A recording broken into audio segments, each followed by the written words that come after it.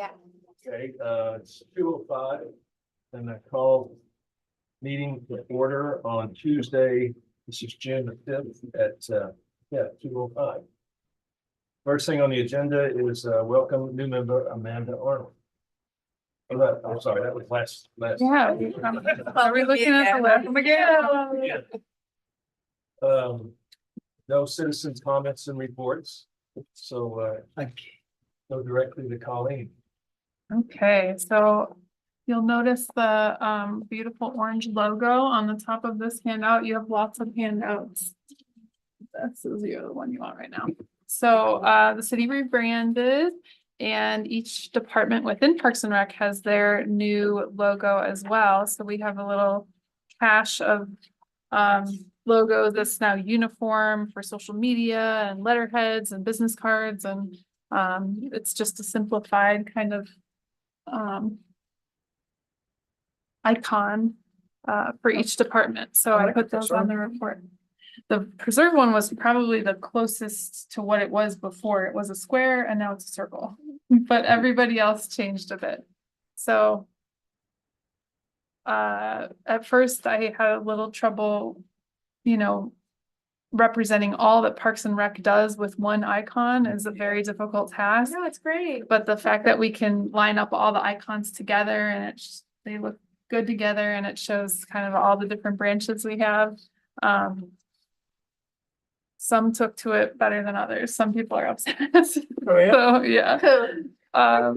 I won't name names, but some people, it was hard to simplify down, but I think overall it's a good thing for the city to be doing. And then the city's new logo, we don't even have it on the top of our agenda, but next agenda, I'll reveal to you the city's new logo. It's on the website. The Gillian Station.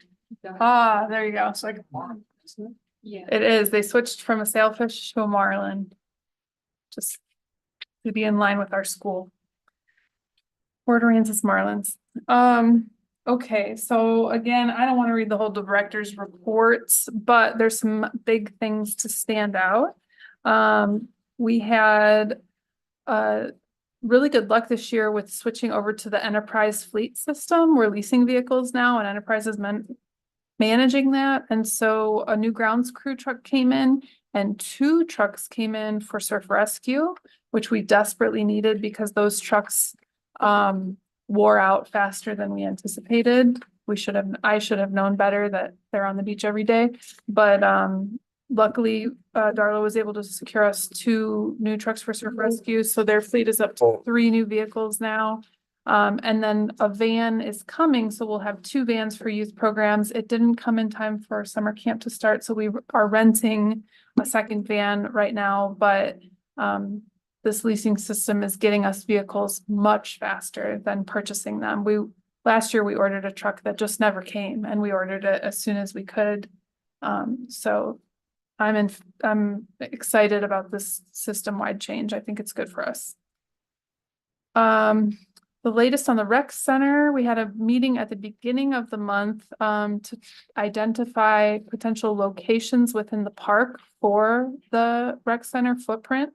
And so there was a favored location towards the front of the park, like where the driveways are now. The rec center could be located there, and then the pool would be behind. The parking behind that would remain, and parking would be added to the front right side of the driveway. They were finalizing that and also finalizing the floor plan. So I'm supposed to hear from them any day now with an update. And when I get one, I'll share it with you. But that was like May 1st when we had that discussion. I guess the parks are gonna. I don't know what the details of that are. David's in discussions on how that's gonna work. So that's why nothing's officially set in stone yet, but that was the preferred location due to elevations and the amount of dirt work that would not be required by having it in that location. Yeah, I'm surprised. I mean, it makes sense. I thought the preferred location was in the parking lot. I thought so too, but I think it's lower.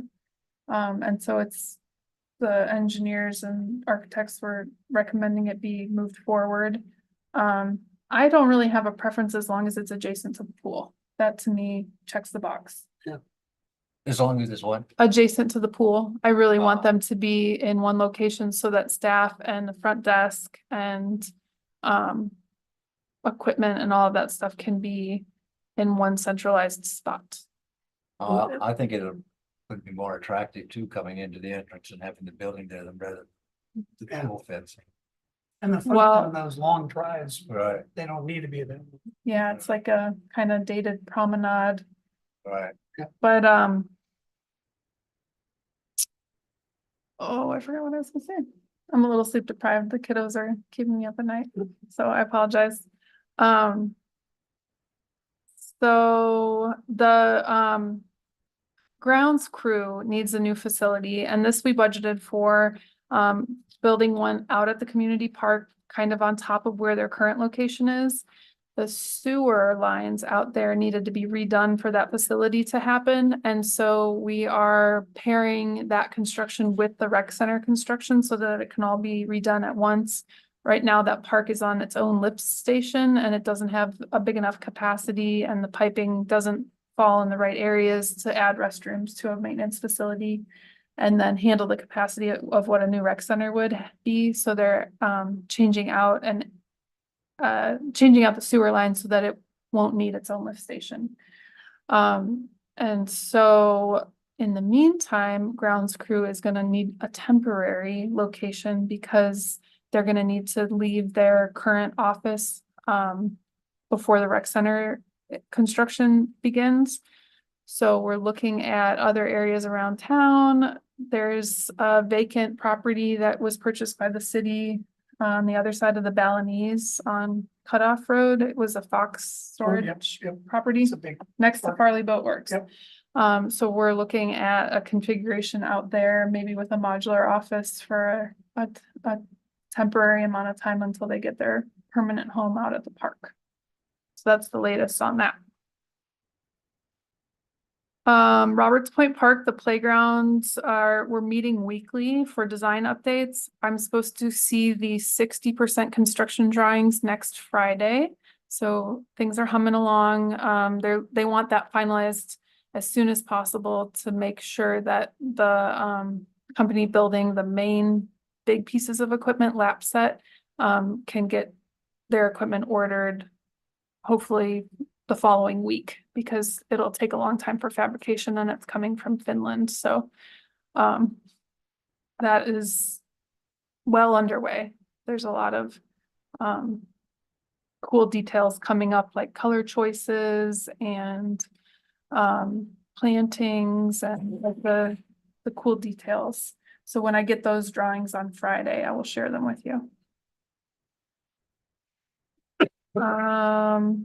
We pressed pause on the shade at the pool because of the rec center. I'm envisioning maybe if it's adjacent to the pool, there could be like a cantilever off the building or something, as opposed to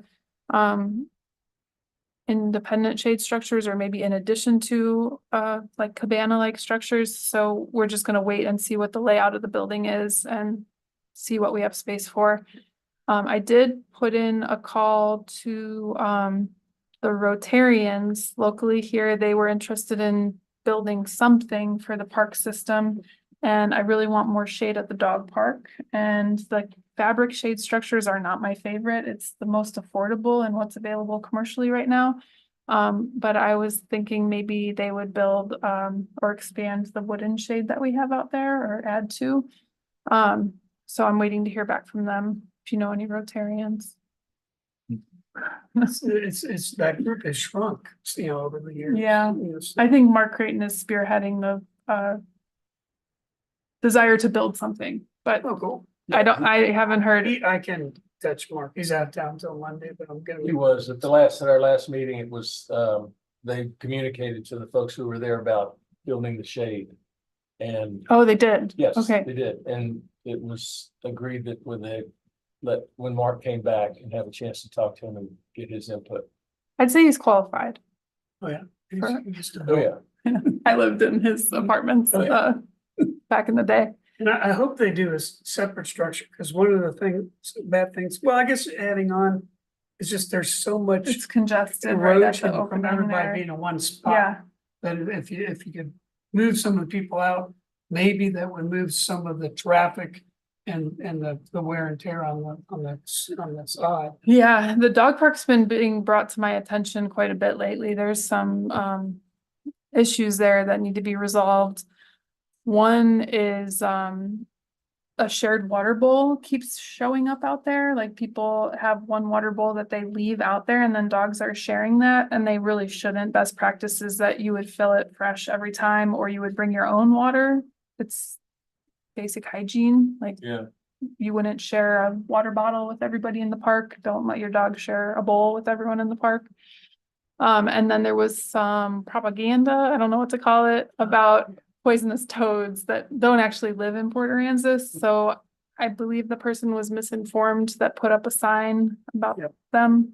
I know, Yeah. and Was it you? no, cause I know that we don't have any poisonous frogs at all, and that we only have southern brown toads, and they are toxic. I think the dog that died ate, Oh. and he went to the emergency room 3 different times. Hmm. And the last time, they gave him something to stop him from throwing up, but they saw, an undigestible mass in his stomach, but didn't do anything about it. Well, when they stopped him from throwing up, the toxicity built up rather quickly. He died the next morning.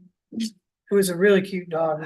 And there was another bulldog that died from eating a toad. They're not toxic to bite or If you grab. fully But if you digest it, ingest them, interesting, okay. that they produce toxins. So I've told the grounds guys to dump the bowl every time they see it out there. There's also a kiddie pond that just kind of shows up. And so I'm trying to educate folks about, proper hygiene when you're in the shared space. But I'm also looking at making that water fountain work a little bit better. It's supposed to be that you press the button and the bowl at the bottom runs. It's not supposed to fill up. It's supposed to be like a drinking fountain for your dog. And so then water doesn't sit there. But I don't think it's working I don't think it ever. super well, so we need to look into that. So I'm working on it, and then I'm also working on an improved rules sign for the dog park because there's a little bit of confusion about like, well, one side is for small dogs, one side is for large dogs, and there's some other kind of unspoken or unwritten rules that happen out there, and so I'm trying to clarify. I would just How leave them everything- open, because, what, It's, the It's way I good, have it that's why- worded. I think I have it with me, a actually. small one gets used more for unsocial dogs than So- timeouts for my dog.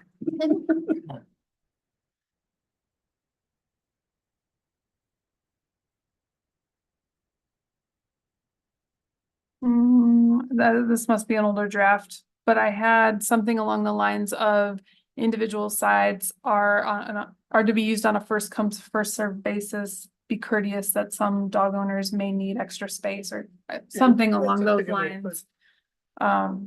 But a more aesthetically pleasing kind of rule sign that hopefully folks will read. This is an old draft, though. I think it's gotten Usually updated people- since then. If they have a unsociable dog.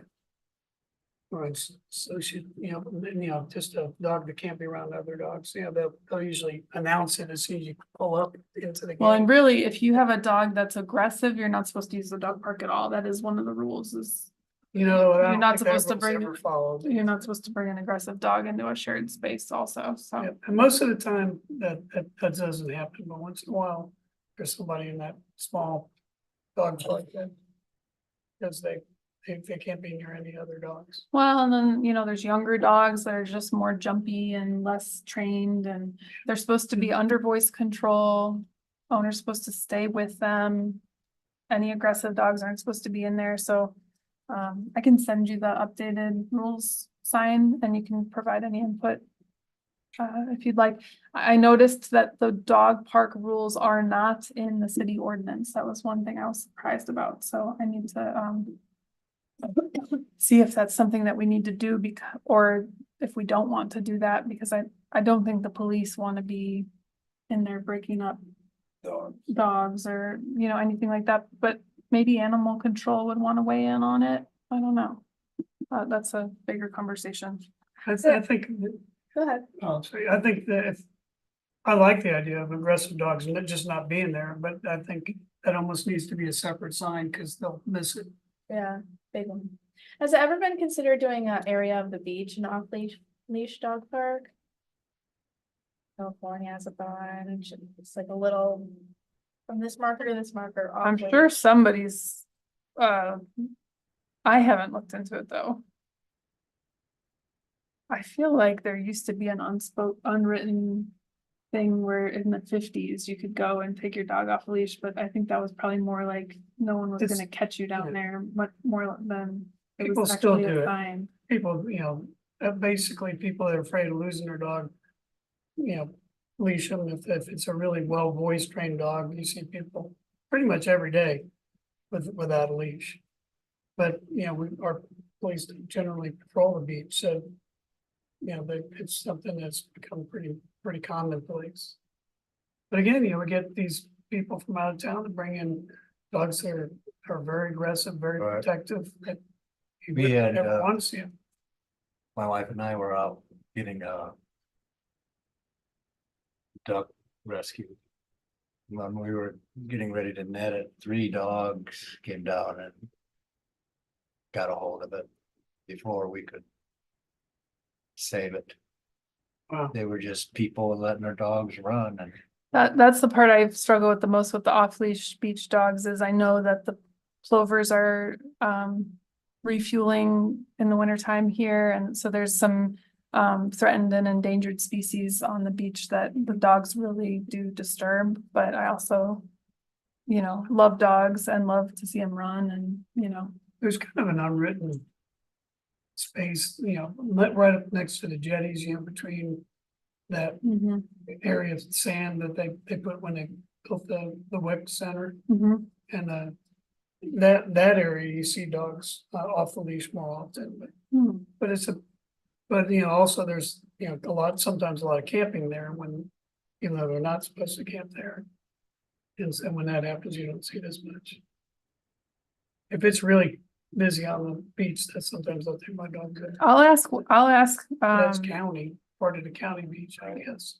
what would be involved in looking at a off-leash assigned area of the beach. I feel like I've heard discussions on it before, but it doesn't technically fall within the park's jurisdiction, so let me just see what the history is on it and if there's like a GLO rule or, I have no idea.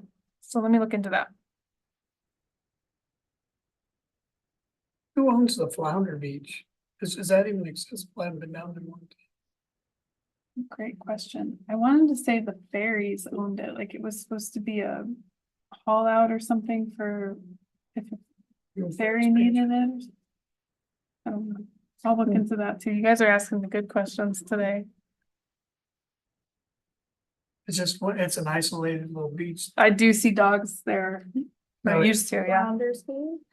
It's, Yeah. It's at the end of Port. if you drive down Port Street, it's on the right before the Marine Science Institute. It's just like a driveway to a little beach where there's no seawall. It's small. It's like maybe this big, or maybe a little bigger, but yeah. We used to launch kayaks there. All right, what else is on this list? Let's keep going. Surf rescue, we're still waiting on 9th Street improvements with the EMS and fire, which has started, so that means we're that much closer to surf rescue, but I haven't gotten any updated news on that in a long time. Grounds crew. Everything's the same there. Pickleball, we moved the equipment off the courts. We had it kind of just in a storage container out there free for anyone who wanted it. And the paddles were getting snapped and the balls were disappearing. So now if you go to the pool front desk, you can check out equipment there. So we're hoping that it gets taken care of and stays in a little bit better shape by doing it that way. That's how it used to be. And then we didn't want to bother the pool staff. And so we tried it out on the courts and we changed our mind. that's a rowdy bunch anyways, the pickleball. It was they're out of control. It can be kind of crazy. Pool, is still hiring. They did bring in 4 guards since this report was written, so we need about 4 more. We've got some major pool stuff coming up that we're gonna need to discuss when we get to the budget line item, so I'm gonna leave that pool discussion for the budget. Fishing piers, nothing major. Nature preserve, something not on this is they participated in the Great Texas Birding Classic. And our team here locally won the big sit, so they get to select a $10,000 grant. And we happen to apply for a $10,000 grant for increasing some of the boundary around a new parking lot that will be at the birding center. So adding like bollards behind the parking area and edging at the birding center where, I don't know if you've been there recently, but there's like lawn that kind of runs into the natural area. There used to be old railroad ties that were like creosote and they formed a clear edge, like, and most people respected it, like, don't walk in past this. Well, because they were creosote, I felt guilty that they were just sitting there kind of seeping into the nature side of things with all these little birds watering in the area. So we pulled them, and for a while we kept it edged, so there was a clear delineation, and that has now grown in. So we are looking at maybe like a stone edge, like flagstone or something that would create that boundary again and kind of keep people from getting too close to the trees. And in spring and fall, the migrating birds come and they're resting because they just flew across the Gulf of Mexico, or they're getting ready to fly across the Gulf of Mexico. And so they're exhausted, and people can get super close to them. And some people know better and will give them their space. And some people, have their phones right, or their cameras right up on them and are stressing them out. So we want to try and bring back a boundary there a little bit. So that's what the grant application is for. And odds are that we'll select our own grant. What was the total number of species? Cause I missed it this year. 119. And the closest team was Hazel Bazemore Hawkwatch Tower at 100. So fierce competition, but we did good. And no big storm this year. Last year we got chased out. Oh yeah, no, it was good weather. Good weather all day.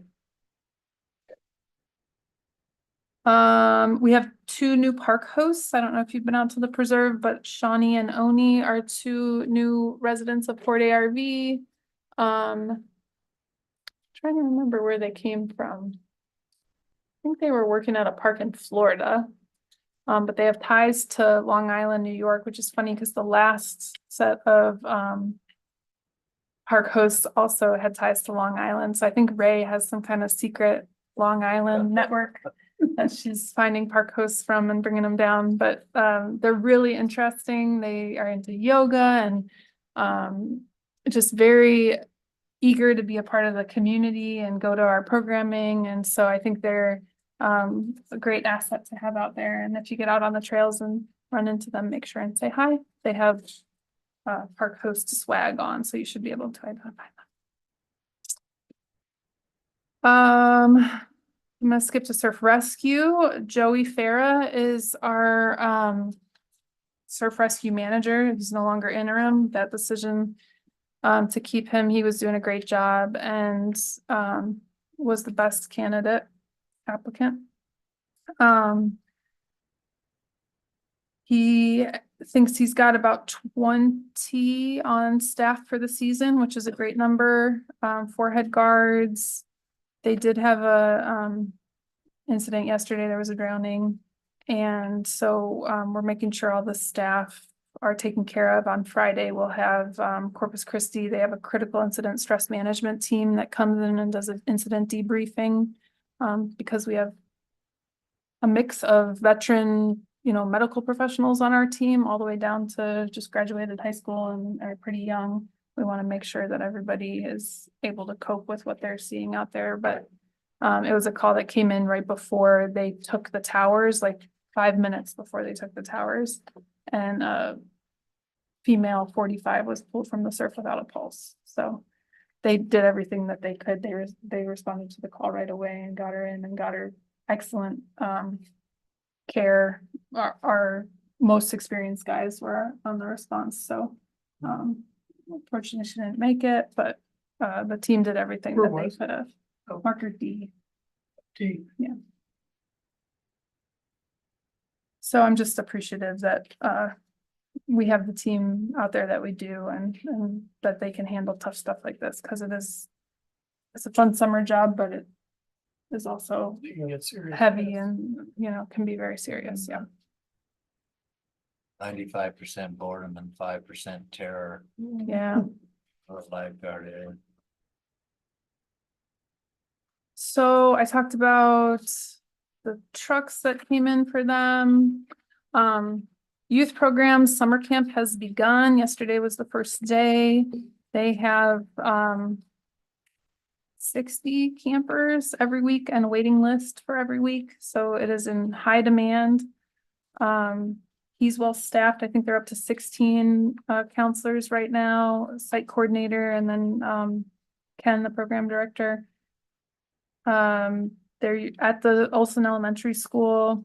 The school is doing renovations to their kitchen this summer, and so they don't have a kitchen, which was kind of a curveball. So they're working around that. We brought in a freezer refrigerator for them, and we're just being strategic about the snacks and meals that we're providing. But Can they still use the main part of the cafeteria? they can use the cafeteria, just not the kitchen. Yeah. So we just have the fridge in the cafeteria. Do you have to be a resident to register? Can be Mhm. anyone. No, it can be anyone. There were people registering at like midnight of when the program opened, though by like, I want to say somebody went on at like 4 AM and there were already like 12 people registered. Like it filled up super fast. Like people were waiting online to make sure their kids got in. And they're gonna expand this program over time? We can look at that. So there's a standard of care that specifies how many staff to kids that we have to have, and overall how many kids to director we can have. So we would need to bring in a lot more staff if we were gonna, well, not a lot more, but we would need to bring in more staff. It's all that American Camp Association. Other stuff like we had to do with summer science. We use it as best practices. We have not a voucher. Variance. That's not the right word either. Special Exemption. dispensation. We have an exemption from the state licensing requirements, but I just did a deep dive on that, looking at everything that they require, and we meet or exceed almost everything. The reason we have an exemption was when Ken started in when Ken started, it was too hard to find staff that were all over 18. So state licensing requires 18 and above, and that was just not possible in Port Aransas to keep it staffed, so they got this exemption. But almost everything else meets or exceeds the state good reason. requirements, yeah. So, I am putting together a report for city council on that. Every year, our standard of care has to be reviewed by city council in order to keep that exemption, and so that will be on the June council agenda. Do they participate in the federal summer food program at all? No, informally, the food pantry will give things now and then, but we budget and pay for a majority of what we give the kids. And then our campers, if they are city employees' children, or if they are PISD's staff's children, they don't pay for the program. And if they qualify, if they fall above 10% of the federal poverty line, they get a 75% discount. So Ken was gonna supply me with those numbers, but he's running the second day of camp, so I haven't seen them. But he was gonna give me a breakdown of how many are getting scholarships and Interesting. paying, That's all justifiable. yeah, I think so too. I think so that's we're gonna get into that in the budget discussion a little bit about what we're subsidizing versus what potential revenue there could be in certain areas. And a big portion of that is community programs, which is the next in the report, and Christy's rocking it. So she was out on medical leave for an accident, but she's back in the office, still a little on light duty. So she's not allowed to, be as hands-on as she would like to be, but hopefully that will be over soon. But she's still having amazing turnout for all of her programs, offering the same, if not more, of what she has been. And so the summer program activity guide is summarized for you on the last page of the report. Any questions?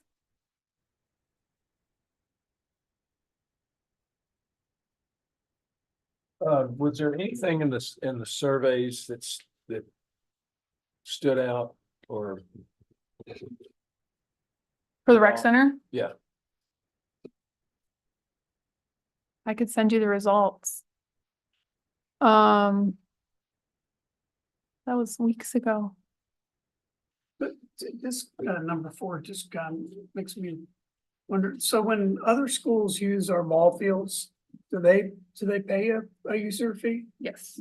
So anyone other than PISD and Little League to use, so I'm gonna take that back. Hold on, I'm gonna send you the results of the rec center survey, and no, I don't think there was anything that surprised me on it. Yeah. I'm sorry. That's okay. Thought- And then for baseball fields. So if a tournament is playing and it's not a local team, like not Port Aransas ISD, they pay $100 rental fee for the day.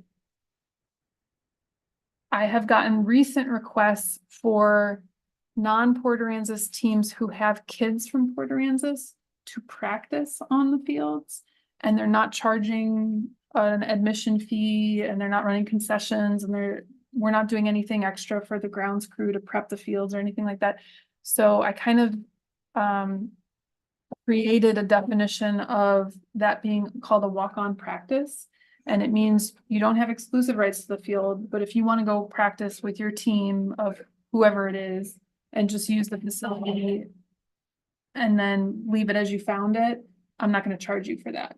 But if you're going to require grounds to prep the field, if you're going to use or sell concessions, if you're going to charge a fee for spectators, that triggers you're having an exclusive use of that. No one else can use it, and you have to pay for that reservation. And then there's a $200 security deposit that you also pay that's refundable if all the trash gets picked up, if nothing's left broken or messy. So that is a good segue to the next item if we're ready to move on from the report. Yep.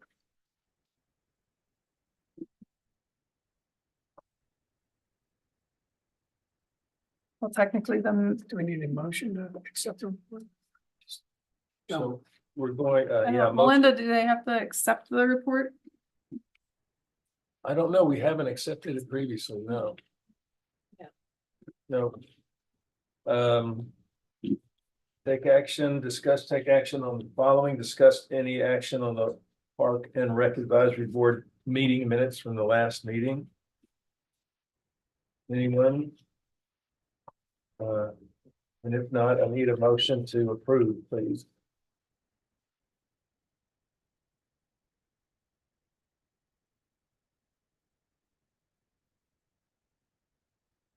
I'll make a motion to approve. All right, Tom, thank you. I'll second it. Second, Cliff.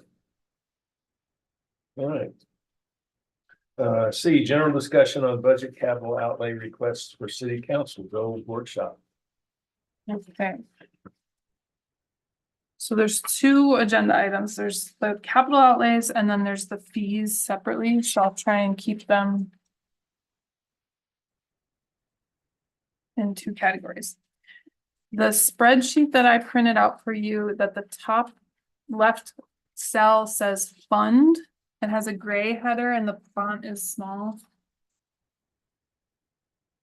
This is what I have on our wish list so far. Some of it has been rebudgeted from this year. This looks somewhat similar to the capital outlay list from this year. And so I went through and deleted the things that we've completed. I left the things that will not be completed that we'll need to rebudget for. And then some of my department heads have added items that I put in here upon their request. They're supposed to have their final wish list to me the 14th. So if there's anything that costs more than $5,000 that you would like us to see in the nature preserve, on the beach, in a park, this is where we would add it.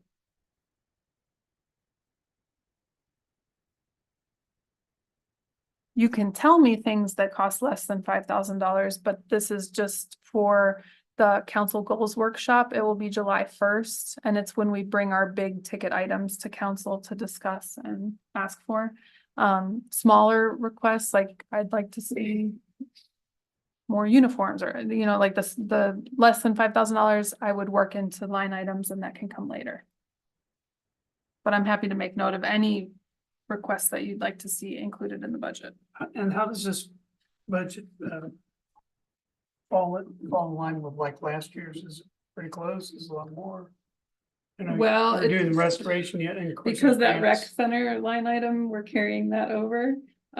It's $20 million, so it's all peanuts compared to that, but I think that council is not looking to do anything really huge until we have what we're already working on done.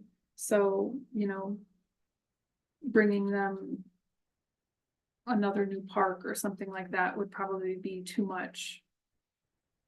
But as far as, I wish I would have printed out last year's so I could compare that bottom number. I think it's pretty close, honestly, because a lot's being carried over. Some of these things will be depleted a little bit, but I'm just leaving them in there for the time being, like, But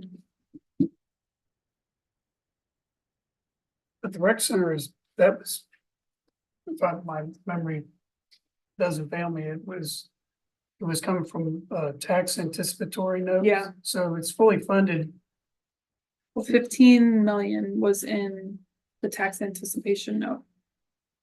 I don't know, the latest numbers I saw were the architect's, you know, dream plan was like 24 million. And so we said, no, that's too high. It needs to come down. And so I'm hoping with this next meeting, when the floor plan is all drawn up, that they'll have a revised number for us. But the idea was 15 million would be in tax anticipation notes, and then if there was a amount left unfunded, we could look at hot tax for it, because it includes the nature preserve and visitors are using those facilities.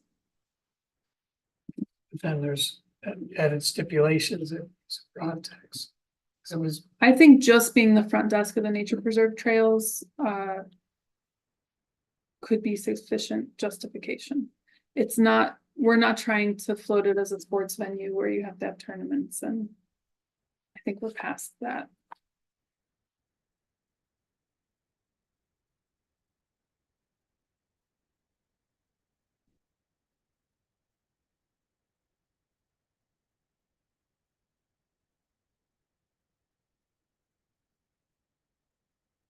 Is there anything you need clarification on? Do you have anything that you would like to see? I'm gonna have to look at it again with my glasses. I know. Is that thing at the pool that dumps the water bucket? Coming back. Okay. It's been refurbished. Okay. It just has to be reinstalled, and we have a contractor help us put it back in. We're waiting on a gasket. But our pool manager is super handy, and so he had Crystal Clear Pools take it down. He refiberglassed, repainted it, and it's going back up. Yeah. Yeah, kids love that. The splash pad is also down right now. The motor went out, and so we're using the opportunity to totally refresh the whole system. It means we're gonna empty the vault where all the water's kept, clean it, replace some valves, replace the motor, do a deep clean on it. So when it's up and running again, it will be like new.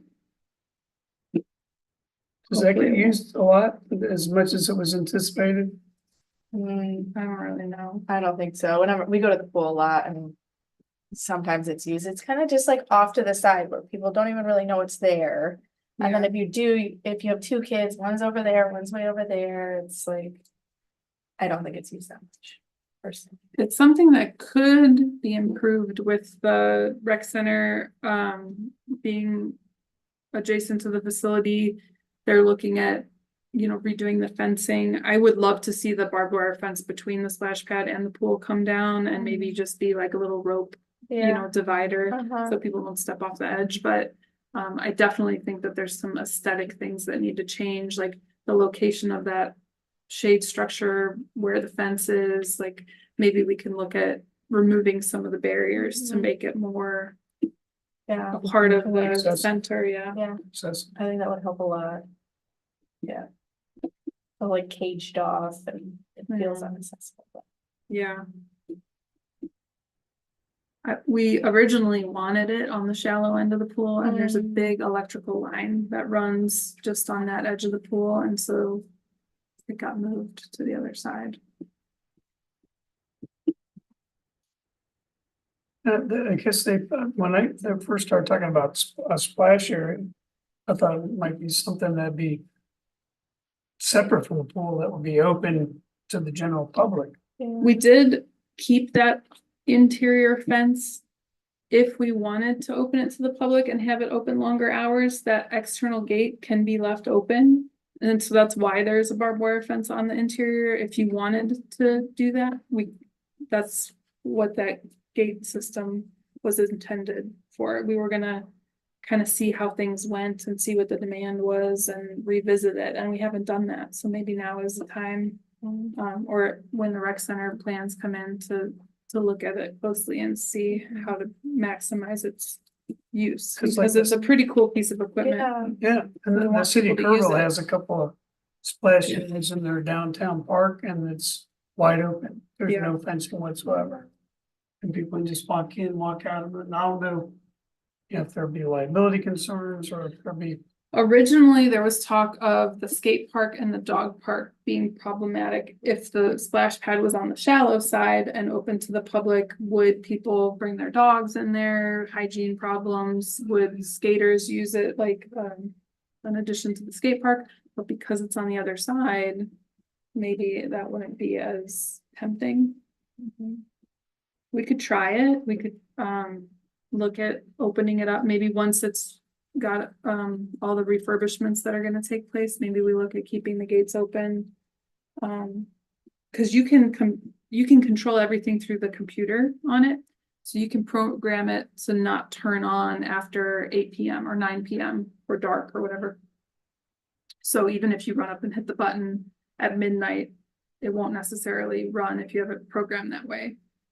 So we could look at opening the gate, locking the interior gate to the pool so no one can get in the pool, but you would be able to get in the splash pad if you wanted to after pool hours. Which might be nice, like if you get back from the beach late, or if, you're wanting to be with your family outside of our normal hours of operation, there's still an opportunity to get wet. yeah, yeah, like that. stay cool. It's just Yeah. gonna be an issue this summer. Yeah. Like that idea. Okay, so.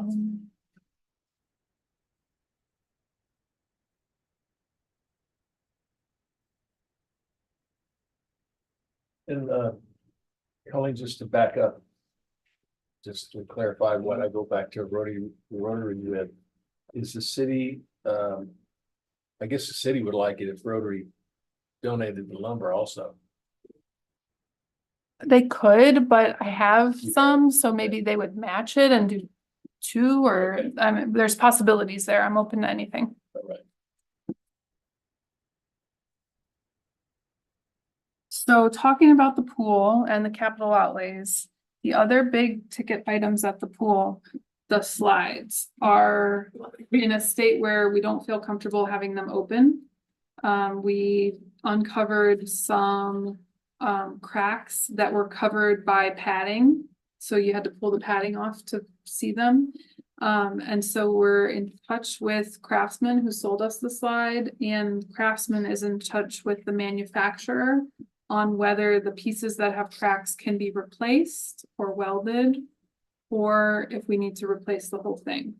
So the pool manager is looking at if we needed to replace it, what would we want to replace it with? They've shown me some slides that are like single slides, and then there's the rock walls. So the staff at the pool is kind of excited about the potential of if they got something new, they'd want one slide and a rock wall.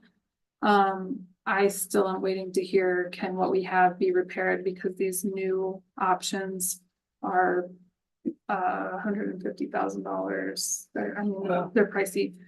And what is the material that's cracked, that Aluminum. aluminum? Yeah, it's like the casings around the joints. There's probably a technical term for them, but I don't know if they cracked during Harvey. It's like a coupling, you mean? Mhm. Yeah.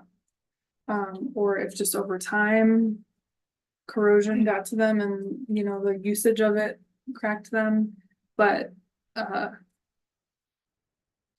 So they have to be heliarched, if that's even a possibility. if it's the kind, yeah. Yeah, so, waiting on Craftsman, who's waiting on the manufacturer at this point. But, when we had the pool audit for the rec center, they had a company come through and assess all of the aspects of the pool. They are supposed to provide a, cost estimate on repairing the findings that they found, like, we thought that the beach entry to the pool was a sufficient ADA entrance. The slope is off by a little bit, so it's not technically, so we need a chairlift. So we're looking at a chairlift. That's not something I need to budget for, that's something we're gonna do before the budget year. But things like that, what else is on my list in the report?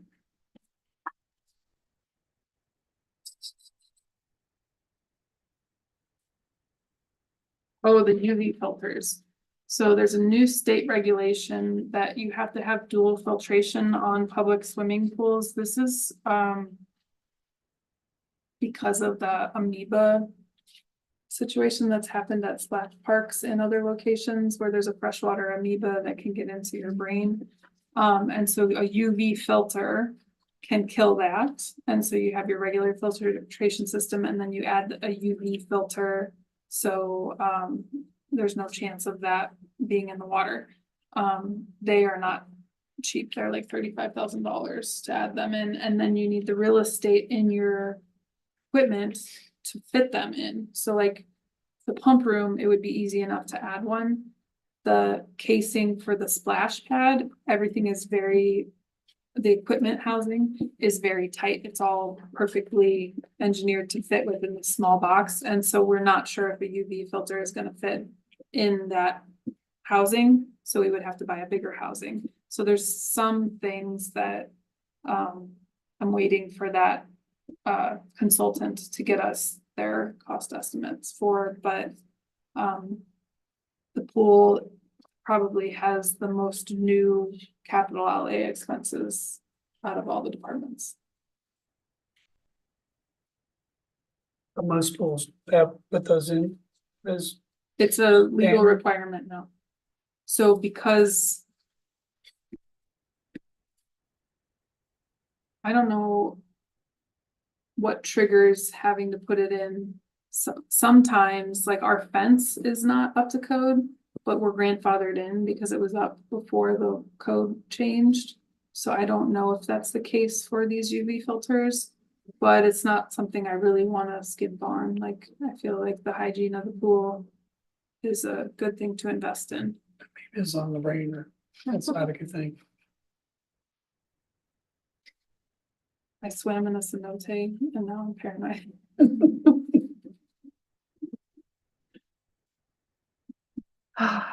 All right.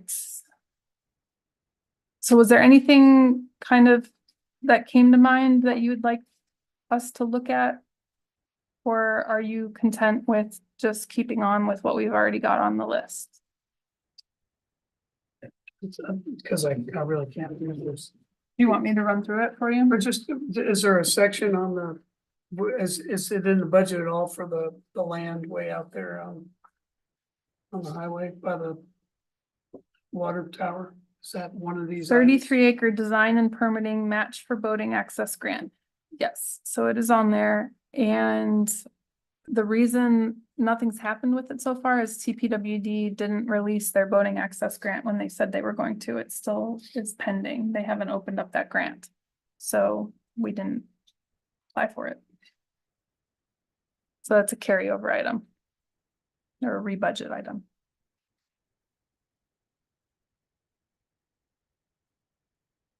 So are there plans to still move forward with that?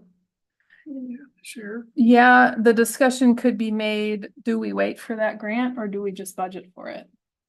So that's something the how Nature much is that Preserve Board grant? could look at.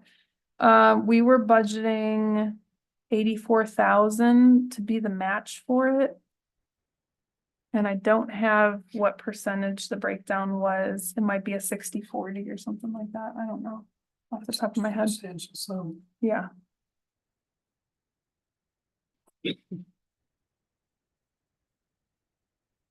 And then we talked about not having the same restrictions on. The nature, like the nature preserve, right? I mean, as far as animals, dogs Yeah. and fishing. Yeah, the idea is if it's paddling access, you've got kayakers and canoes and fishermen and possibly duck hunters and dogs that go with them. And so how would we, how would enforcement change at that location versus the nature preserve ordinance that's already in place? Be really tough to. To regulate, to keep the same regulations on. You know, when you do have kayakers, fishermen. Duck hunters with dogs. You could do. But even just, I wonder what the regulations are, like if you were to launch your duck hunting boat at the city marina. I think there's a no firearms ordinance, but it must not apply. I don't know, I'll make a note to look into that. Well, it's probably discharging your firearm. In city limits, and Yeah, is you illegal. can have it, but you couldn't discharge it in the city limits. Unless somebody really pissed you off. Looked like a duck to me.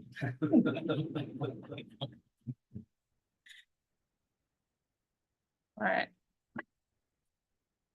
But those are all technicalities that won't cost us $5,000 or more.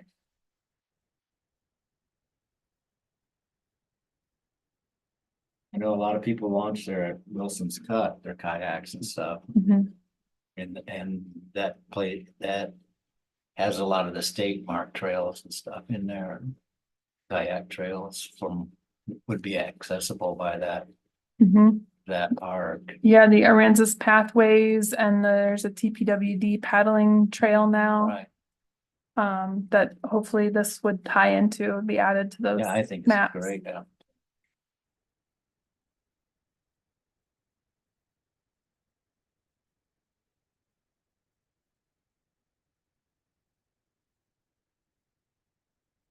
But with their, are they planning on a motorized boat ramp? No, Just a- paddling, just paddling paddling, yeah. access, yeah. Cause that's one thing bad about Wilson's is that you're mixing in, you know, the kayakers with, you know, the boaters Right, and sometimes courtesy is left behind. Yeah, when the design goes through, they're gonna need to think about airboats. Maybe some of the kayaks have motors now. yeah, I think We'll probably need to get specific on things like that, like the e-bikes have been problematic in enforcement in the nature preserve, because it's like the majority of bicycles now are e-bikes out there. It's Nobody a pedals. challenge. Why is that a problem? An The e-bike? speed, Oh, the speed that they travel at and the narrowness of the boardwalks, it's not safe. well then just put a speed limit. There's discussion of that. So before e-bikes, there were these like weed eater motor bikes. So I don't know what the name of them are, Oh, but yeah. they are so loud. Like, so that was a disturbance because they were just obnoxious going through. So now we have these silent ones, but they're going really fast. And the trails weren't really intended for The signs say no e-bike. Right, yeah, they do say that, which it falls under the no motorized vehicles ordinance.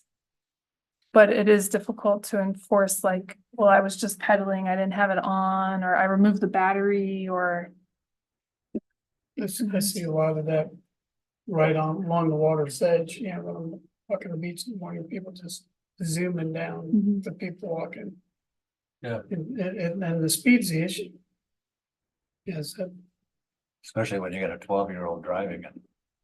Oh, that's something new I've seen too on the city streets. They're all hitching rides on, like, one kid got an e-bike.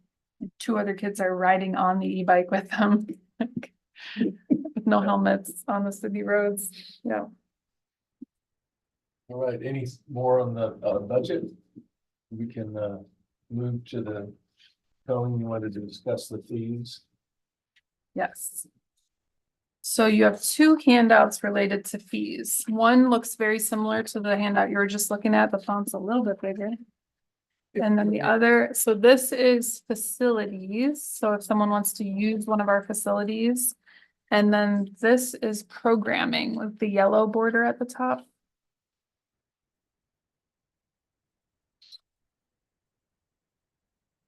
So let's talk facilities first. The baseball fields were kind of the main motivator behind looking at these rental fees.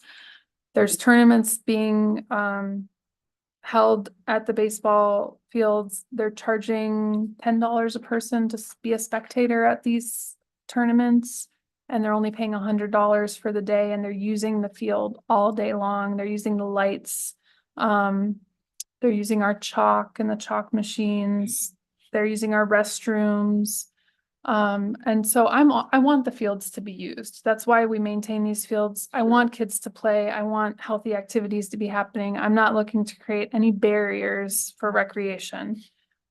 But compared to other neighboring facilities and factoring in the for-profit aspect of these select leagues and the amount they're charging, the local coach has said, you know, you should really consider charging more to be more on par with what other neighboring communities are charging, and their word is out now that we only charge $100. And so every year the tournament requests have grown, and this year 4 times the amount, I would say, of tournament requests have come in. Well, So we did block a month in October, November to rest the fields so that we're not, you know, destroying the grass for our local team. And we'll bring in Texas Multichem and do the, you know, edges and do the normal annual upkeep. But basically up until that point, the fields have been requested almost every weekend. So $100 for a game sounds okay, but for a whole tournament that lasts all day. Just thinking of the cleanup afterward and the restrooms and the trash removal and the fixing the field. I mean, yeah, it doesn't even come I close. did just the bare minimum staff requirement, the amount we're paying staff to be out there for the amount of hours that they need to prep and clean up after an event. And some of the supplies was $350. So that's where this last column of proposed rates came in. To break even with what our staff is providing, it's $350. We don't go out between games. We don't go out, like, if they have a Saturday, Sunday tournament, we don't go out Saturday and do anything before their Sunday tournament. So like Portland, they charge an hourly rate, like $25 an hour to use one of their AstroTurf fields. But it costs us the same amount of staff resources, whether they're playing 1 game out there or 10 games out there. We're not doing any more or less. And so I like the daily rate because it kind of keeps it simple. And I would say I have more requests for the back-to-back-to-back tournament style games than I do for like my company wants to have a barbecue out at the park and we're gonna use the baseball field for a softball fun game or something like that. Those do come in, but not at the same number as the I want it all weekend and we're gonna cram as many games as we can into that 2-day time or 3-day time period. But do some schools just say we want it for one game or like? I don't get like, schools requesting, so these are select travel leagues. So there's, they're like, I don't know how to describe it, they have custom uniforms, they're like kids that wanna go pro, but at Club teams. It's 8 years clubs, old, yeah. yeah, but they're taking it super serious, like they're, You're super serious. You can't, unless in volleyball, and especially volleyball, but baseball also. Maybe those two. Basketball, if you're not in the system, in that club system as a kid and coming up through that system in a large school district, you have almost no chance to make the varsity team. Yeah. So, and the coaches that are coaching those teams are paid a salary, a heavy salary, a good salary. and a lot of them have pro experience, like they're bringing in ex-pro ballers to start these leagues and help run these leagues, like it's big- something to see. It's big money, big. For instance, I have a friend, a lady, she's a PE teacher in Spring Branch, Texas. Her son, they figured out they spent $20,000 average a year. Now that included on the fees to be on the team, the fees for travel when they went and followed him in the games, and the cost of motel and travel and all. It's $20,000 a year. So that's what I'm saying, that for those, yeah, they're getting a really good deal, even at $350. So the coach here said you could charge whatever you want because they're charging the players to play in the tournament and they're charging the spectators to watch. And so if 10 people come watch the game, they've covered their $100 daily rate. And so they're making thousands off of their tournaments that they're hosting. Yeah. So I mean, we were charging 100, so it feels odd to say, well, we're gonna charge 1,000 now. So I'm telling you what our staff cost is the $350. If we want to just break even and go from $100 to $350, that's, I think, more than justifiable. If we Yeah. want to bring it up more than that, it's, so we can discuss it, but, $350 is the minimum to break even with what our staff's providing. Seems like there's other incidentals and wear and tear and stuff like that. You know, the annual. I did not reconditioning. factor in irrigation cost, electric cost when using the lights. There are some overhead that I did not So I go would into think- the details in the equation. And $500, that would not be unreasonable for tournaments. I just, I don't know. Are you saying like 80-90% of your main bookings are tournaments? Yeah. So there's no like just, cause that sometimes seems like I would be over, cause I'm there every night. You know, at the dog park, and it seems like sometimes it's just like two school buses, but not our schools that are there. You know, especially in the early preseason. That's gotta be our school, because our school wouldn't have the bus there. Right? Our players would just drive over. Probably. So those buses you're seeing are the visiting team. But that's our high school. They're playing, they start to practice in January and they play through spring. And they sometimes have a fall league, but I always give them priority first. So they have the calendar and then the other teams fill in whenever Poirier is not using it. And this year, coach is still looking at playing fall ball, but doesn't think Port-A will host any of the games. And if they do, they're gonna be on weeknights, and these tournament requests are only on weekends. So everyone's fitting on the calendar. We haven't had to turn anyone away. This year, there were a couple of dates that overlapped where a league is hosting a tournament, another tournament was requested, and we said it's booked. There's still some vacancies on the calendar though, but I got a call today wanting to see what was available, what was left. And with the people that have already booked, would they get the old price or would this price start immediately? I was thinking that this would start in the next fiscal year, like October.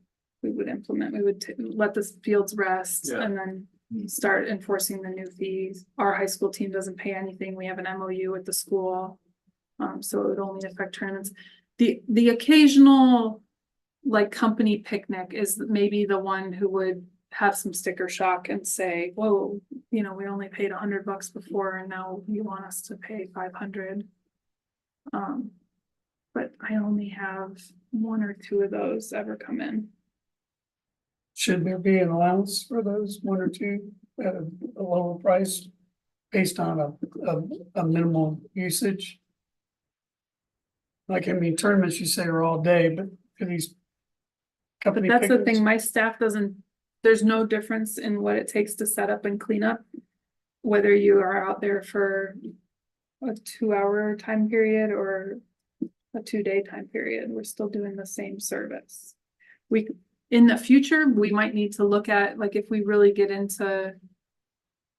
I mean, we already are really into it, but I've thought about what it would take to have grounds crew out there because the times that we have had issues, like with trash overflowing or bathroom being depleted with paper towels or toilet paper or whatever, it would be nice to have somebody on staff. But the way we do it now, everything's just covered under the security deposit and it's on them to take care of all that.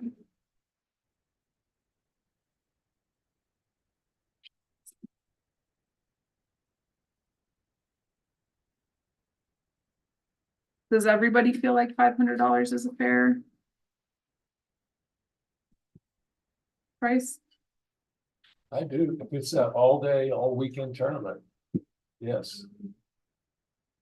Lights. How do you feel though if it's a company picnic and it's just a pony league? Or something that's only gonna be out there for a little bit? And then it's like, you know, it's a company picnic from a business here in town or someone, No, yeah. like San Antonio corporate type thing. No, if it's a corporate type thing, I would think it would be the same fee. I mean, it's a corporation. If it's just people coming out and are gonna play. They are open to the public. So I mean, there always is that walk-on Reserving thing you it. can risk. You can say, well, I don't see anybody on the calendar for Tuesday night. We're just gonna go play. But it doesn't, that means if somebody calls and wants to pay for it, you get bumped. Right.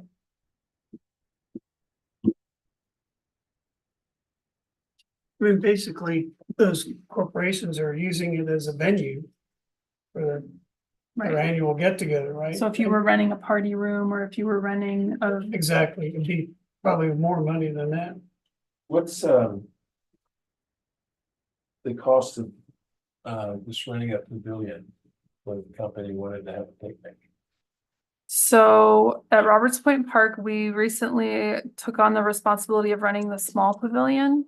And so that's the same thing, like if it's a school group visiting and they just want to have lunch in the pavilion and they don't want to like exclusively have their event only, they can walk in and use those picnic tables and eat lunch there for free. Okay, If it's a family reunion and they want it to be their event and nobody else can come in and use it and it's reserved just for them, they pay this fee of $50 for the day. okay. We were suggesting increasing it to $100.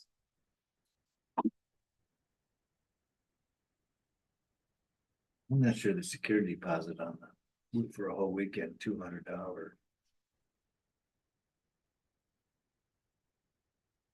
For the baseball. Okay. I was kind of liking just making it a uniform 200 across the board because like the small pavilion being $25, I'm like, what damage can you do that's gonna only cost us $25? Like to Right. me, that one needed to come up for sure. But I was thinking about like, okay, so you leave the place trashed and our crew has to go and pick up all the trash. How much is that worth if they're averaging $19 an hour?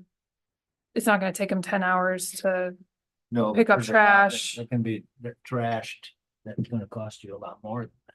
So I was thinking about like, so they run over a bunch of sprinkler heads and my guys have to go replace the sprinkler heads. That might be $25, but the time it takes to dig it up, you know, there's a couple hours worth of labor for each one of those. I felt like 200 would cover the most common things. Now, if they did something that was like, they ran their truck into the piling or something like major, I think we would file an insurance claim and we might charge them with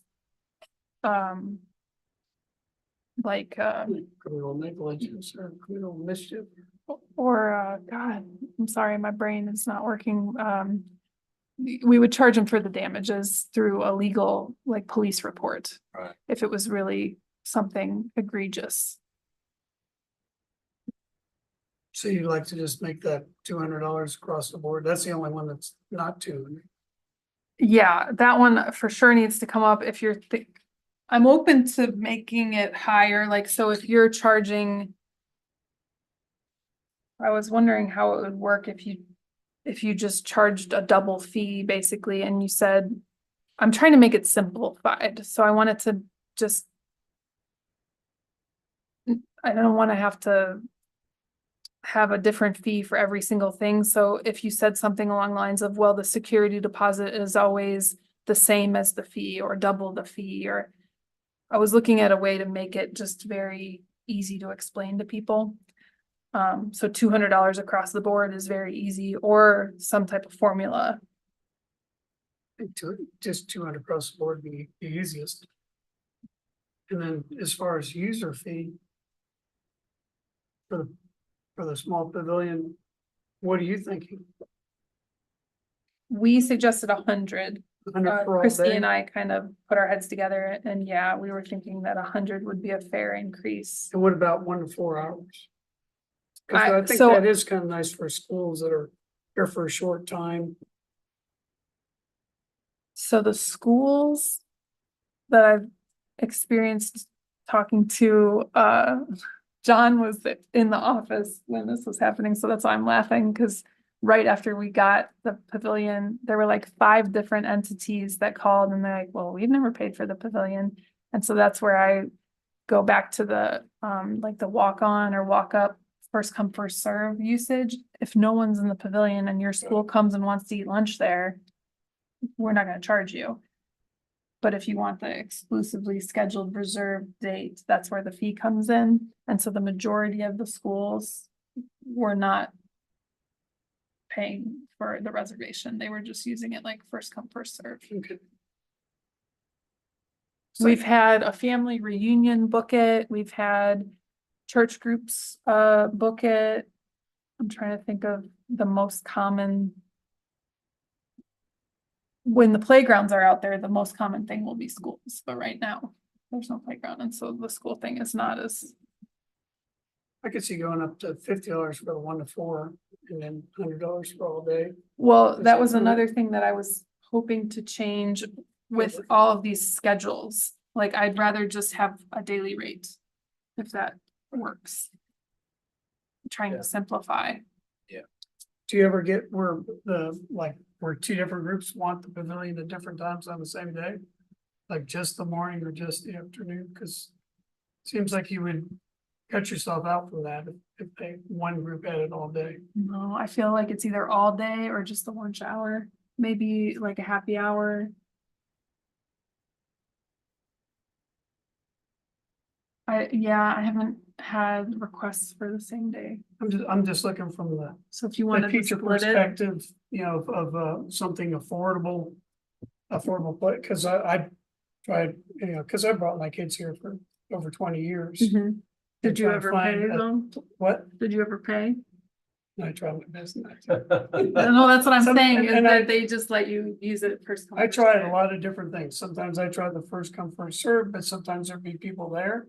I thought it'd be great to try it one time on the jetties and the birds ate more of the lunch than the kids Oh, did. gosh. Yeah, it was. So that when you was got to the disaster. pavilion and someone else was there, was it a big group or there was just a family or? Sometimes it could be both. Sometimes it's a big group, sometimes it was a family. sometimes we tried to just kind of slip in on the big, pavilion. And then that's when I started going to the museum and taking them there and just having lunch on the community center steps, I just needed a place where the kids were covered, where the birds wouldn't eat, attack for food, literally taking sandwiches out of their hands. Well, so other departments and the pool have a nonprofit rate. So that is another thing you can look at is. I didn't want to do it because I would like to just streamline it and make it very simple, but you could. Have a nonprofit rate versus commercial rate. I think as long as that's, I mean, that doesn't even have to be advertised, does it, or? Cause you didn't include the nonprofit rates on some of these things, right? Well, some of them don't have it. So like the pool does have it, so that's specified under existing rates. But I don't think we have a nonprofit rate for any of our other facilities. And if you did just a percentage or, a formula, then you wouldn't have to, The formula Just would be separate. nice, like nonprofits get 50% off or something, Yeah. could be nice. I think that's a good way to do it. Cause I think part of being a community art program is supporting the community and the nonprofits and schools. I mean, how it is, trying to get kids out on a field trip is so costly nowadays that a lot of teachers don't even try. Yeah, we were required any field trip that was over 60 miles to have a chartered bus. We couldn't use a school bus, so that made field trips really expensive.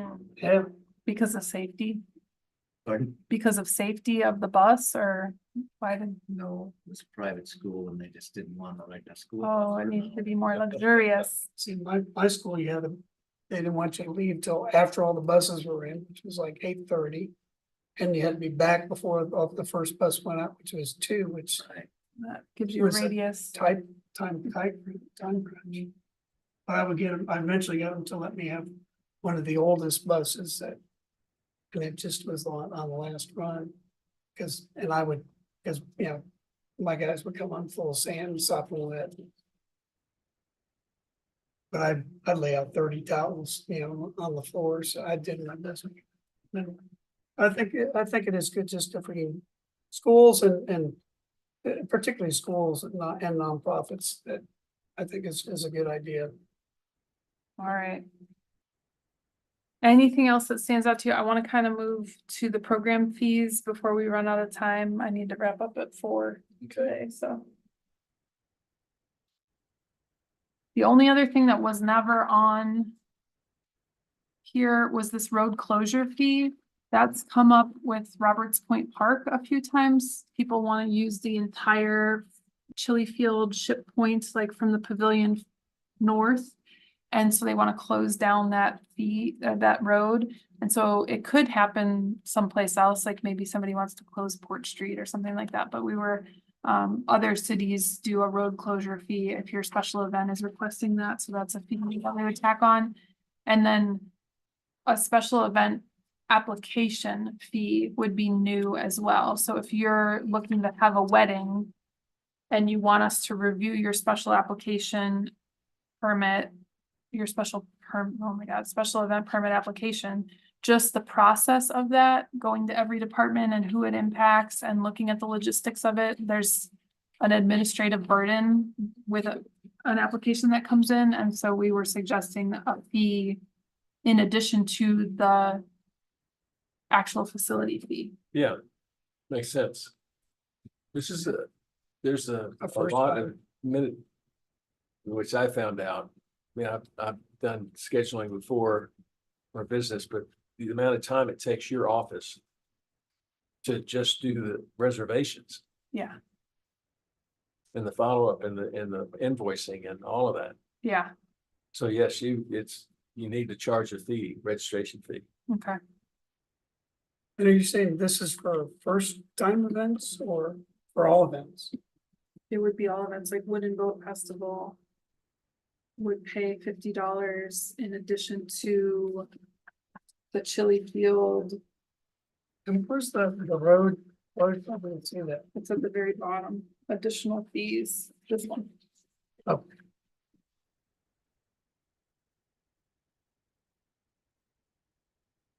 So then there's this other thing that I noticed on the Marina's fee schedule, and I'm getting clarification on this. They said one organization was exempt from paying the fee. So to me, I was like, well, I have to do an MOU for all these organizations. I would love to just in the fee schedule list the organizations that I don't want to have to pay, like the swim team or Little League or whoever. And so that's what this yellow highlighted area is. If I can, I would like to list these organizations as exempt from our fee schedule because they're local and we want to support them. Adult softball has a question mark after it. We've been doing our certified parks and recreational professional training. It's a certificate that you get, and there's a whole chapter on budgeting, and they talk about if a city wants to subsidize things, sometimes they'll look at subsidizing youth sports. And so anything where like Little League or community members, the children of the community, are not charged, or the programs are subsidized through, taxes. Adult leagues are an area where some cities look at as potential for revenue because it's more of a social aspect. It's not necessarily the same value to the community as something like Little League. So I was curious how you guys felt. The adult softball league here, we've never charged. It used to be the church's property and then the city acquired it. And so it's kind of one of those things where they've just been doing it forever. So that's recently come up as something that we either need to get an MOU in place or we need to charge them, or I can list them potentially on the fee schedule as an exempt thing. So I was curious how you guys felt about who we decide to charge or not charge I think we should include, because as exempt. as exempt, because it's been a part of our community since like the 1920s. Okay. We've always had, and then since I've been here in the 70s, intramural sports has always been a big part of the glue that gave opportunity for the adults in the community. The kids that still haven't completely grown up Yeah. can still play together. I think it's a good. I like it. I think it's a healthy activity, an alternative to the bar scene or whatever. So I support it. I used to play on it and it was a lot of fun. So I'm all for it. Never played on softball, but in volleyball. I know plenty of people. I went to a volleyball game or two right before it kind of puttered out. But yeah, Butch organizing volleyball and softball. I would like to support it. Okay, let's keep rolling. If you have anything else that you think of, you're welcome to email me after the meeting if you are laying awake analyzing the fees. So then the next spreadsheet is a doozy. It is actually in the computer, it goes across like this. There's the first column in black is repeated though, so you can keep track of what line you're on because that first column is the same on both pages. But the current fee that we charge is on the first page. And the suggested change is in blue on the second page. So if you kind of line your pages up, you can see what we're currently charging and what we're considering increasing fees to or starting to charge for. And the difference between what we're currently charging versus the potential of what could be brought in if we implemented these fees is that number down at that bottom, that 46,000. So this is another kind of thing where we're looking at, what do you want to subsidize? What would you like to support versus what do you think folks should be paying for? And we broke it down into what is it costs for our staff time? How many times are we hosting it a year? How much are supplies and staff together or just supplies? There's two different columns there. expected attendance. And then the cost of the program per person. So you can see something like a concert on the 4th of July. We pay a band a significant amount of money, but we might have 1,200 people out there, so the cost per person is relatively low. Versus something like a Winter Texan excursion where we're taking a group in a van to San Antonio and there's only 12 people in the van. That cost per person is much higher. So it's just interesting to look at kind of how these break down. We have never been asked by city council to balance the budget or charge more or bring in revenue. We've been lucky in that we have funds that are well supported through different tax income. So we don't have to do this. I just did it as an exercise to show what we're doing and to look at it. So there's no obligation to generate revenue or make up costs. This is just looking at it. For our, What is the PAC pass? so that's the name that we gave the fee for programs, activities, and clubs. We just invented it. Why are you lowering the cost of excursions, the revenue? Let me look at where you're looking. The excursions, currently you make 2,500. But you wanna lower it to 14. If I'm reading this right.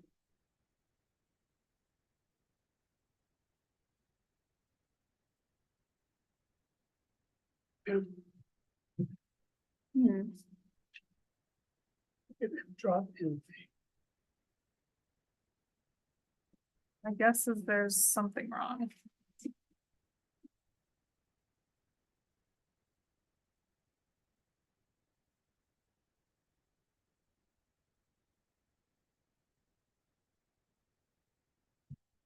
I think that's the only one that goes backwards.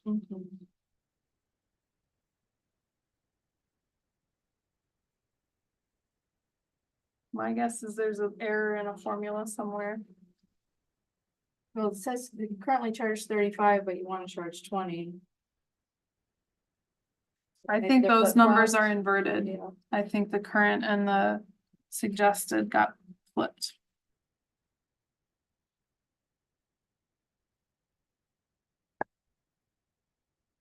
I think $35 for an excursion is still a pretty good deal. Yeah, Alright, so this would be in addition to whatever the admission price of wherever they're going is. So like they went to the Whit Museum, they went to a production at a play or at a help me out here, a playhouse, Harbor Playhouse. So it's like a base fee and then they add on whatever the cost of the excursion is. So is it really just transportation fees? What Yeah, the they- excursion- we looked at like what the mileage and staff time was for the excursions. And are they well tended, usually fill up? Waiting lists, yeah, and we've added trips, like if a whole nother van full is on the waiting list, we'll add a second date. So like the Katy trip, there were 2 trips on the Katy, which there was no van involved in that one, they just met over there. The Corpus Christi, there was a marina boat tour, harbor boat tour, they did 2 of those. I think 3 or 4 trips, they doubled last year because the wait list was full.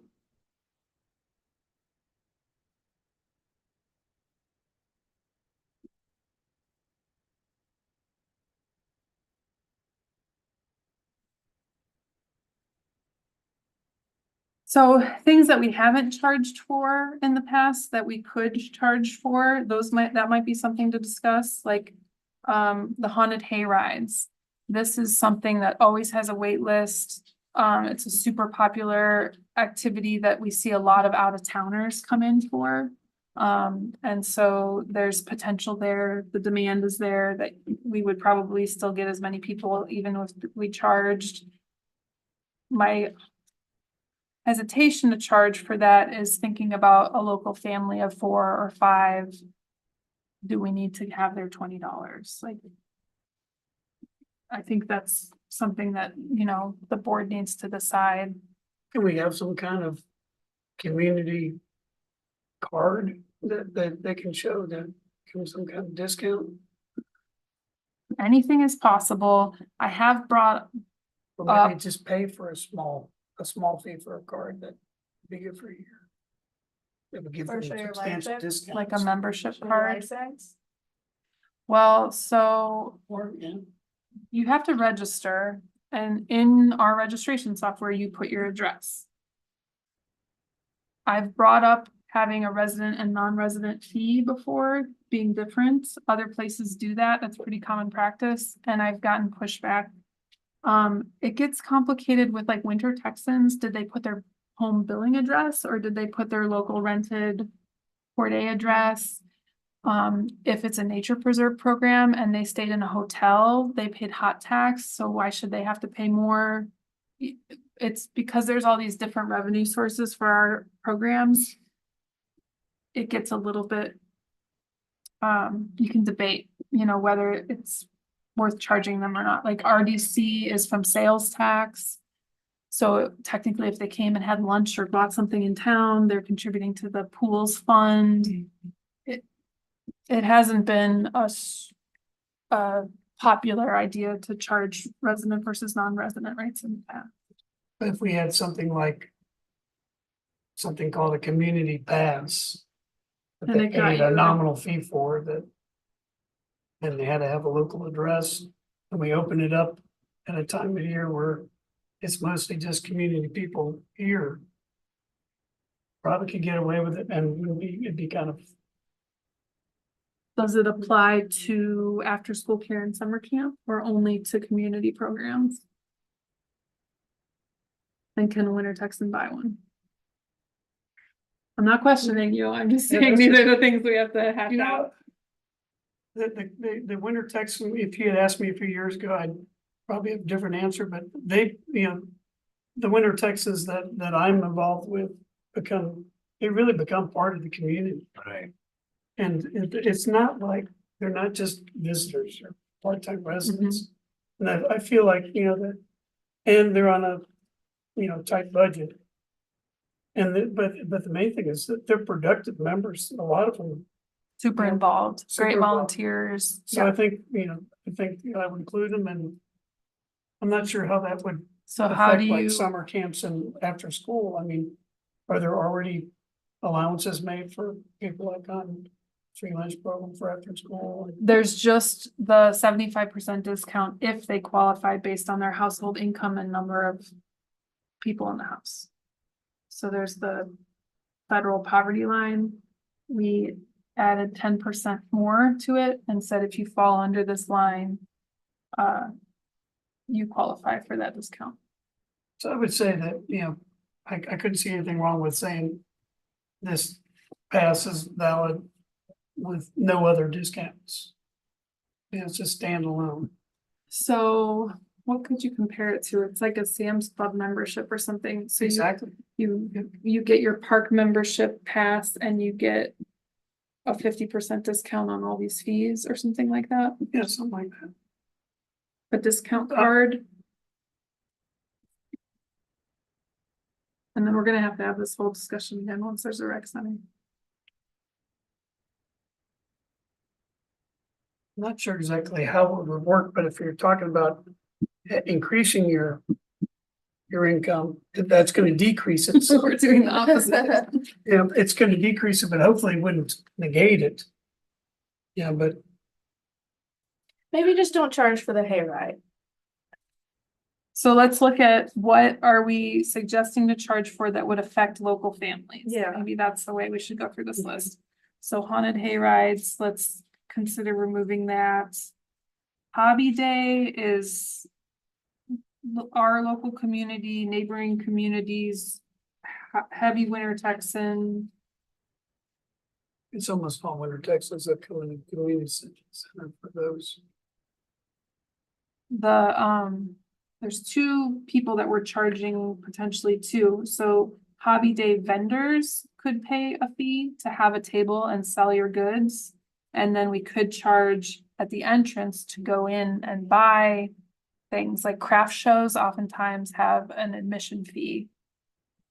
In addition to charging their vendors. I personally hate that. You don't Like, like the entrance fee? I hate it. So I'm like, I'm going in to spend my money. I don't wanna pay just to look around personally. Okay. But vendor fee, I think you should charge, cause they're gonna be making money off all these people coming in. Mhm. And $25 is pretty nominal Yeah, for a table. yeah. I mean, you sell one, I've two never known any, things. I don't think there's anything that's that cheap. At most events. It's Little Heroes Recruitment Day. That is, I would say mostly locals, pre-K age group, like little kids, and it's like a physical fitness activity. It's pretty small. Maybe what's the anticipated attendance on that?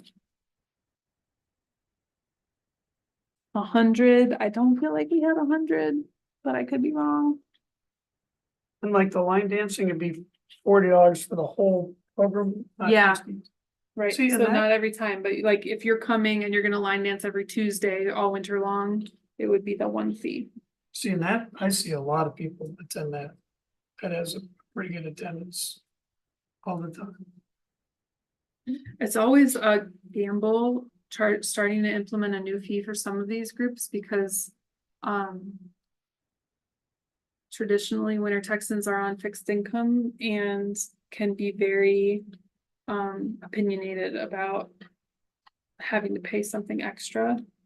I feel like everybody thinks we are a steal at this point. I feel like the general consensus from Winter Texans is that we do so much, for very little money. But I always have that like little voice in the back of my head saying they're just gonna go find a different place to do it. They're not gonna pay the $40, but I don't know. Maybe charge per class, 5 per class. There is a drop-in fee of $5 for any program. So the intention was, we're offering 24 line dancing things, so it's a steal to pay the $40 as opposed to the $5 every class. Yeah.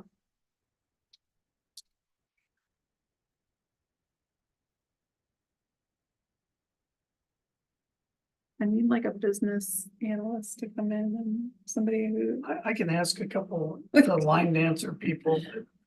That are volunteers and see what they think about $40. It'd be interesting to just hear what some people say. Of course, stuff can add up if Winter Texans do a lot of these things, and a lot of them do try to do everything they can.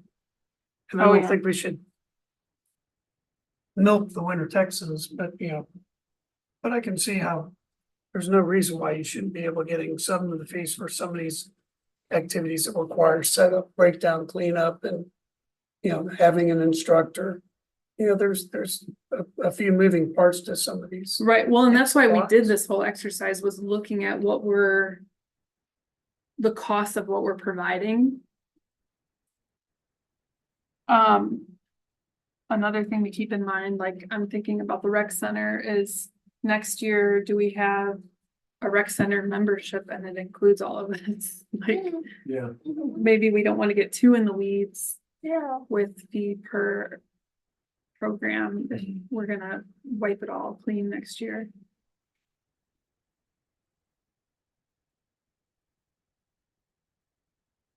That would have been a good thing to lead the conversation with.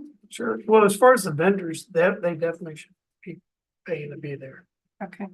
because they're making a profit on your event, but you're not. On them being there. So the fee schedule itself would not break down all of these line by line. What the fee schedule will say is small event, large event, series. So these categories that are suggested in the blue, that's what the fee schedule will list, and then we'll put all of this whole list of stuff into those, 4 or 5 categories. That makes sense.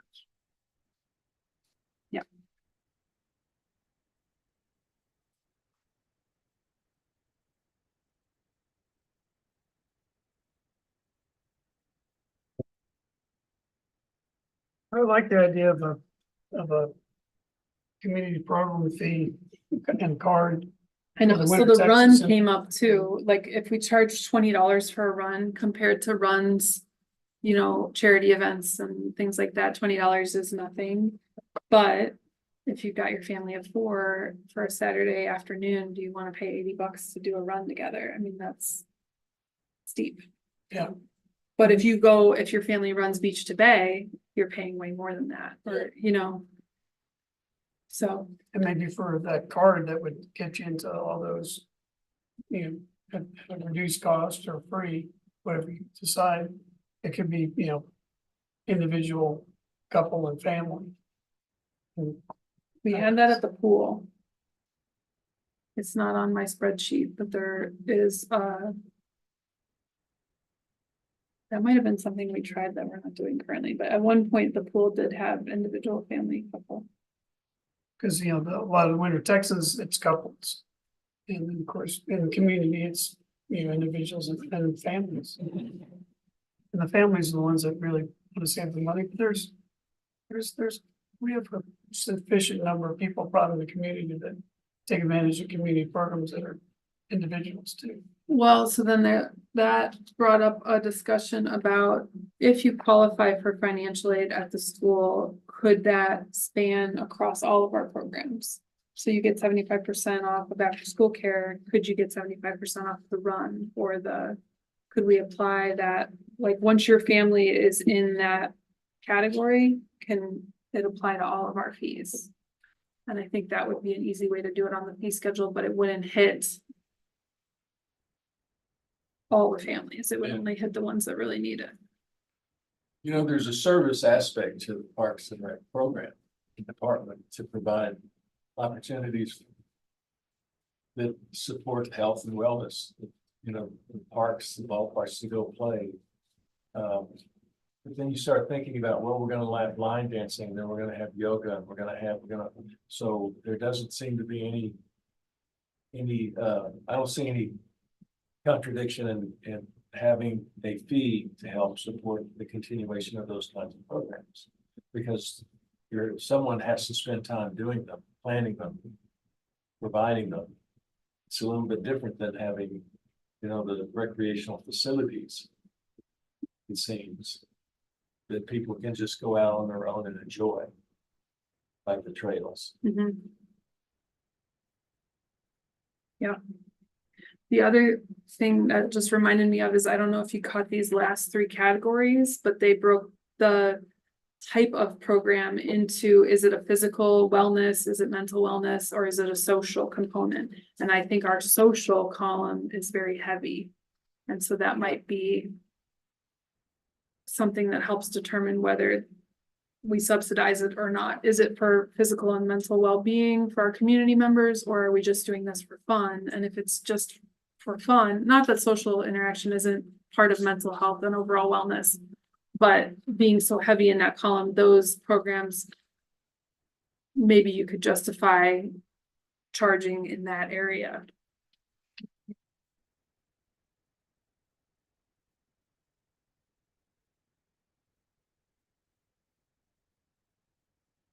They start the budget talks, you want kind of like a, So July 1st is the budget workshop, and that's where the big ticket items will be presented to council. And then they kind of fine tune the budget up until September when it's finalized and then goes into effect October. So there's some time to work on fees and line items. I don't see any outrageous numbers in my speeds. And I think if we make allowances for people like that, I like their 75%. If they're Financial aid. if they're getting financial aid at school, they should get it in the community parks program too. I like that too. And I think, I like the idea that I mean. Trying to think who else would be involved besides Winter Texans and community people. I guess some of these So things. things some- like 4th of July, Halloween, Easter, we're getting neighboring communities, families coming out for those. We're trying to attract vacationers to some events like Sunset Sounds, and I don't know how many we're getting, but some things we're trying to, you know, be inclusive to visitors as well as a part of, you know, just promoting, you know, Port Aransas as a tourism community and being. Sunset Sounds is a great program, it seems to be a scramble to make a Friday night. And it's the only problem, and I wonder for people coming into town for the weekend. Is there a reason why it's not on Saturday? Probably staff. Yeah, and you've got all the other live music venues on Saturday. Oh, yeah, so that was probably the Oh. origination of it was that you could piggyback an artist. So maybe somebody was coming into the back porch and would play Sunset Sounds before their big paying gig. So we don't pay them a lot of money. So there was like this potential promise of, well, you come in Friday and then you play your regular gigs and make your money Saturday and Sunday. Probably when it was first initiated, that's why it fell on Fridays.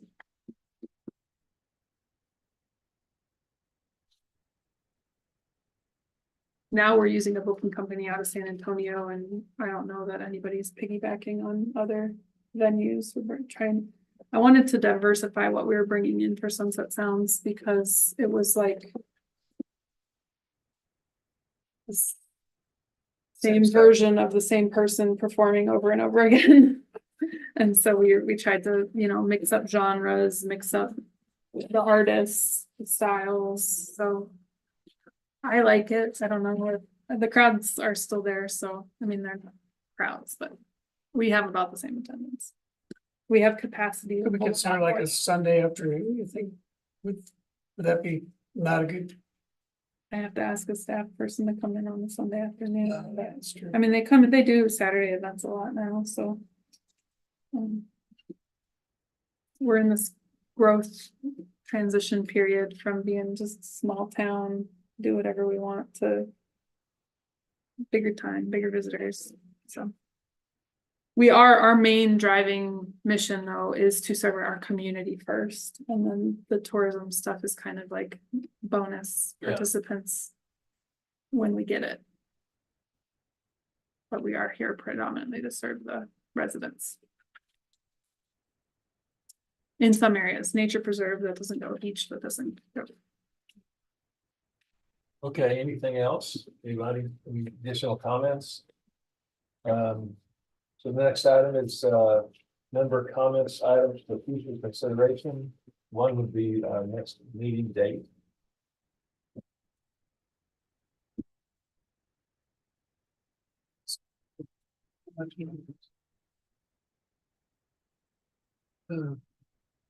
So July 1st is the council goals workshop. So anything you think of budget related that you want for big ticket items, just email me. But we could meet after that budget workshop to discuss how it went. We don't have to meet on a monthly basis. I think we're chartered to meet quarterly minimally, so we can stretch it and go longer as well. There's no rush. July is pretty crazy month. Yeah. So 3 months would be September. So if we met at the beginning of September, we could get any final requests for budget in before council meets in September to finalize the budget. Okay. So is Tuesday a good time for everybody? Yes. This worked Tuesday for me. 2 on the 2nd, September 2nd, or that Labor Day? September 2nd is Labor Day, so Tuesday would be the 3rd. Yeah.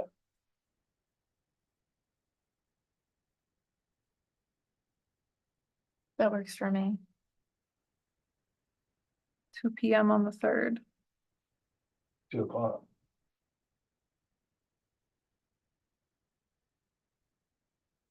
All right.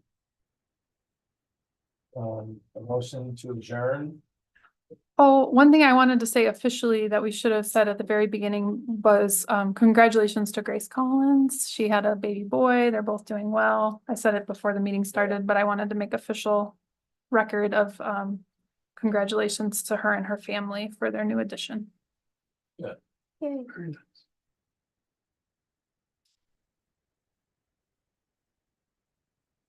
All right, I'll make a motion, we adjourn. Tom's make a motion, adjourn. I need a second. Second. Yes, thanks, Amanda. I don't know what to do, you just say second. Yeah, okay. Do I hit this? No, John's in charge. He gets the gavel. Oh my gosh, I was. Stressed. So This is a lot of work. Thank you.